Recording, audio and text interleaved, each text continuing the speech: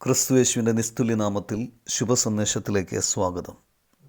വിശുദ്ധ വേദപുസ്തകത്തിൽ മത്തായി എഴുതിയ സുവിശേഷം 8-ാം അധ്യായം 17-ാം വാക്യത്തിൽ നാം ഇപ്രകാരം വായിക്കുന്നു: അവൻ നമ്മുടെ ബലഹീനതകളെ എടുത്ത് വ്യാധികളെ ചുമന്നു എന്ന് യെശയ്യാ പ്രവാചകൻ പറഞ്ഞത് നിവൃത്തിയാകുവാൻ തന്നെ.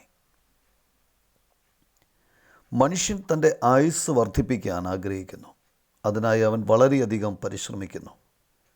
പ്രായവും രോഗവും അവനെ മരണത്തിലേക്ക് നയിക്കുന്നു.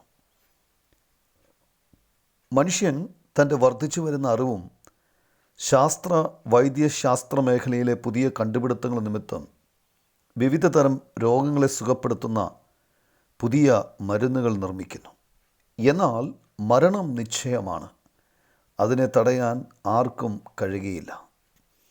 പാപത്തിൻ്റെ ശമ്പളം മരണമാണ്. മനുഷ്യൻ ജന്മനാ പാപിയാണ്. മനുഷ്യന് ദൈവം നിശ്ചയിച്ച ശിക്ഷ നിത്യമായ നരകമാണ്. ഈ ശിക്ഷയിൽ നിന്ന് മനുഷ്യനെ രക്ഷിക്കാനും ദൈവത്തിൻ്റെ സാന്നിധ്യത്തിലേക്കും കൂട്ടായ്മയിലേക്കും കൊണ്ടുവരുവാനും വേണ്ടി കർത്താവായ യേശുക്രിസ്തു നമ്മുടെ ബലഹീനതകൾ ഏറ്റെടുത്ത് വ്യാധികളെ ചുമന്ന് ക്രൂശിൽ മരിച്ചു. 3-ാം ദിവസം മരിച്ചവരുടെ ഇടയിൽ നിന്നും ഉയർത്തെഴുന്നേറ്റു. അവനിൽ വിശ്വസിക്കുന്നവരുടെ പാപങ്ങൾ ദൈവം ക്ഷമിക്കുന്നു. അവർക്ക് നിത്യമായ മരണത്തിൽ നിന്നും നിത്യജീവനിലേക്ക് പ്രവേശിക്കുവാൻ സാധിക്കുന്നു. അവർ രക്ഷിക്കപ്പെടുന്നു, ദൈവ പൈതലായിത്തീരുന്നു. നിങ്ങൾക്കും അപ്രകാരം കഴിയട്ടെ എന്നാണ് ദൈവത്തോടുള്ള ഞങ്ങളുടെ പ്രാർത്ഥന.